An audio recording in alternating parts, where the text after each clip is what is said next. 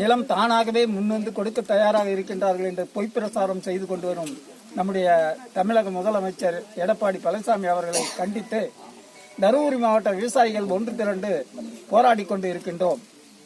ஏற்கனவே இருக்கின்ற பல்வேறு வழிகள் 3 வழிகள் இருக்கின்றது.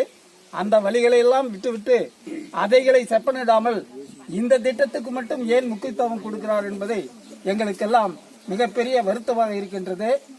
நான் முன்பு கூறியதை போலவே ஒரு பெரிய பானை, அந்த பானையில் முதலிலே ஒரு ஓட்டை போட்டு இருக்கிறவங்க அதில் பூனை போகிறதுக்கு சரியாக இருக்கும். இவன் தனியாக இன்னொரு ஓட்டை போடணும் என்று நினைக்கிறான்.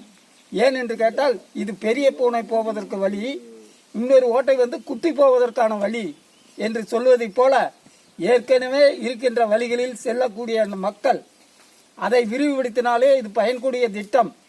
அப்படி இருக்கும் பொழுது தனியாக ஒரு 8 வழிச்சாலை தேவையா? இந்த 8 வழிச்சாலையில் 8 வழியிலும் வண்டி போகுமா?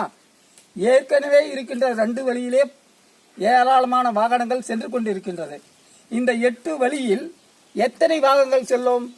எப்படி செல்லும்? நீங்களே கணக்கு பாருங்கள். பொதுமக்களாகிய எல்லோரும் சிந்திக்கின்றார்கள்.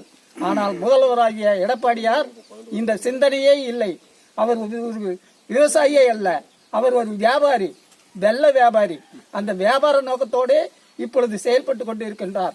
அவருடைய வார்த்தைகள், அவருடைய முழக்கங்கள் தொடருமையானால் அவர் 5 நாட்களாக அவருடைய மாவட்டத்தில் பயணிக்கின்றார். அந்த பயணத்தின் போது எங்கள் விவசாயிகளை ஒன்று திரட்டி மிகப்பெரிய போராட்டத்தை நடத்த இருக்கின்றோம். எங்கள் விவசாயிகள் அனைவரையும் ஒன்று திரட்டி அவர் இல்லம் நோக்கி நாங்கள் ஒரு பேரணியை நடத்த ஆய்வு செய்து கொண்டிருக்கின்றோம். இது விரைவில் நடைபெறும். அந்த திட்டத்தை கைவிடும் வரை எங்கள் போராட்டம் தொடரும். அனைத்து விவசாயிகளும் நாங்கள் ஒன்றுபடுவோம், போராடுவோம், வெற்றி பெறுவோம் என்பதை கூறிக்கொள்கின்றோம்.